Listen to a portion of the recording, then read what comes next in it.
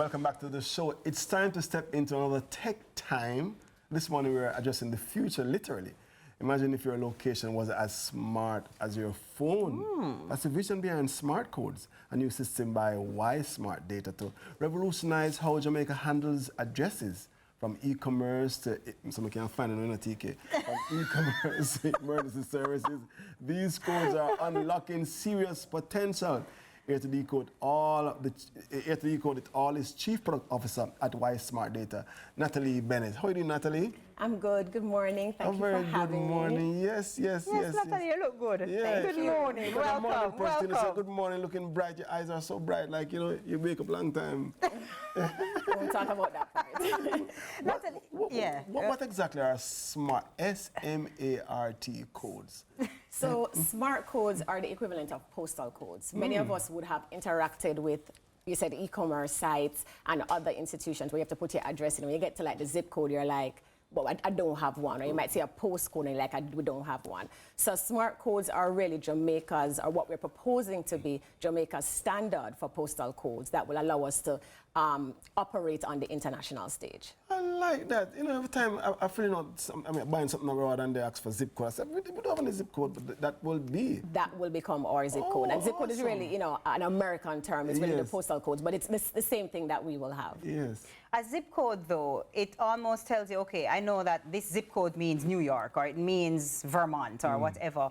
Is it that the smart code then would kind of say, okay, all of Kingston would have a smart code, or does it break it down even further? Give me an example of like what a smart code could look like and how accurate it could be. Right, so we want to make sure that we're not disrupting everything, right? And so we're definitely aligning to what already exists, which is our postal codes and our postal zones. So what we've done is thought about the geospatial areas in Jamaica, which kind of starts, as I said, with our postal zones, postal office.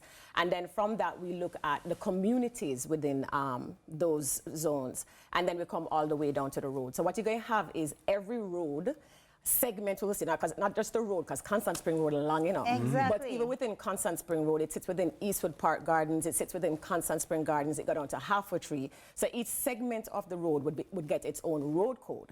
And then what we would do is every property along that road gets what we call a premise identification number, or PIN. And so when you put that together, you get your smart code. I think we might have a picture somewhere showing what 69 Constant Spring. Oh yes, it's on the screen right now. What it would look like, right? So now you have... So right now here, 69, which is CVM, would be 810DA, what that? Q? 0002. Right, so you are sitting in the Constant Spring Garden area, which is what that 810DAQ stands for, and the property now becomes the 0002. So that would be the smart code for this particular location. And so everybody now, it's inclusive.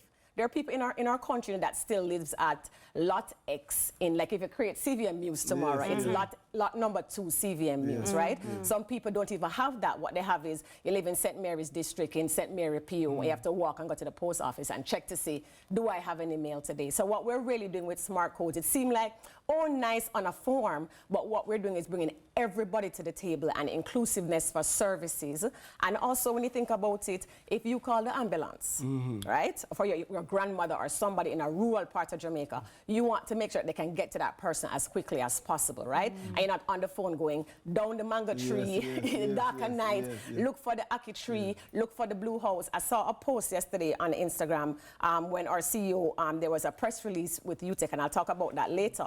And somebody said, I live like 7 doors down the blue house after Maroontown PO. They want to know how they can get their mail delivered to their home, that they don't have to always go to the post office. So we're really trying to digitize our postal services, but also improve the quality of life and access for every Jamaican. And in this day and age, that's so important, because people have so much access to e-commerce. People have so much access to, you know, things that would need to be delivered, and companies are trying to go and offer these services. But how do you offer this service if you have no idea how to find the people that you want to deliver to? That is true. And it's not only about the delivery, you know, and I am also new to the company, right? And I've been learning so much about what's happening within our postal system and what it really means for the average Jamaican. Some Jamaicans cannot access certain services, right? You're excluded because if you don't have an address, like why would I sell you furniture on credit when I don't know exactly where you live and I can't find you? If I'm giving you a loan, like the PO box, so there are all of these things that are causing exclusion for the average Jamaican, and we really want to make sure that doesn't happen anymore. right? We want sure that everyone gets access to everything that we have available. You know what I wanted to learn? What should companies do before joining the pilot program this year? Yeah, well, I was going to ask, before we even get to that, what stage is Y-Smart in kind of effecting this? Is it that it's in progress, it's now being is a pilot program? Where are you in the process of getting So we're this currently on in the a ground? pilot program. We've signed MOUs. A few MOUs were signed last week. One is with UTech, where we're really starting with the post office. So we're proposing that we put low-tech, low-cost solutions in at up to like 5 post offices where we'll do mail notification. So think about a pensioner who's waiting on a slip, or you get a piece of registered mail, or whatever it is that's coming to you. We'll be able to send you a WhatsApp message, a text, or an email to say, hey, you've got mail, right? So that is what we're doing, and we've signed the MOUs for that. We've also signed MOUs with insurance companies and delivery companies to help to be able to navigate KYC policies, customer efficiency. So that's where we're at right now with our pilots, and we're looking forward to all of the amazing things that we'll do with the partners. That sounds good. What's the timeline looking like to get? Because it sounds good. I like the idea. For me, I have an address, yes, but there's so many communities that would love to have this, come on stream as soon as possible. Because, like you said, quality of life would be so improved. Sometimes you don't think about these things in IT, but it's true. Like you go to the post office thinking you have mail, and then you go and it's not there. They say you have to go back next week, and then you say, why you never get it Wednesday? It's too late now. So this would be so helpful. What's the timeline like, though, on this being completely rolled out, Natalie? Well, we are looking for the government to partner with us, right? Because we're not trying to do away with what Jamaica Post has. We have a very robust system as it is, so we're looking to enhance. With our pilots, we're running 3 to 6 months pilots right now. We are accepting persons who want to test this out. So if you're in the insurance industry, if you're in real estate, banking, e-commerce, of course, even the government, we're welcoming them to the table to have a conversation about how we advance the nation and the quality of life. For us, we want to see our post office up and running with the tech by 2026, at least in these 5 post offices. I would love to see this go island-wide. There's about 238 post offices, I think 100 and something other postal agencies. I'd love to see the tech in all of that within the next 3 years. Again, this is as the product manager, I have a roadmap, I have vision, right? So I'm putting it out there so that those who are interested can start to partner with us, that we could even accelerate the efforts, because this is a national thing, We want to see national adoption. It isn't about a private company. We are homegrown. We believe in this. This is going to impact the nation, and this is legacy for us. So we really want to see things move really quickly. So again, I'm welcoming all the partners from business and government to connect with us. But talk to me. How do we do that? That sounds good. So I'm a business. I'm an individual. I'm very interested, and I want to support this. Where do I go, and how do I move forward from here? So you can find us at ysmartdata.io, which is our website. You can also email us at info@ysmartdata.io.com. No.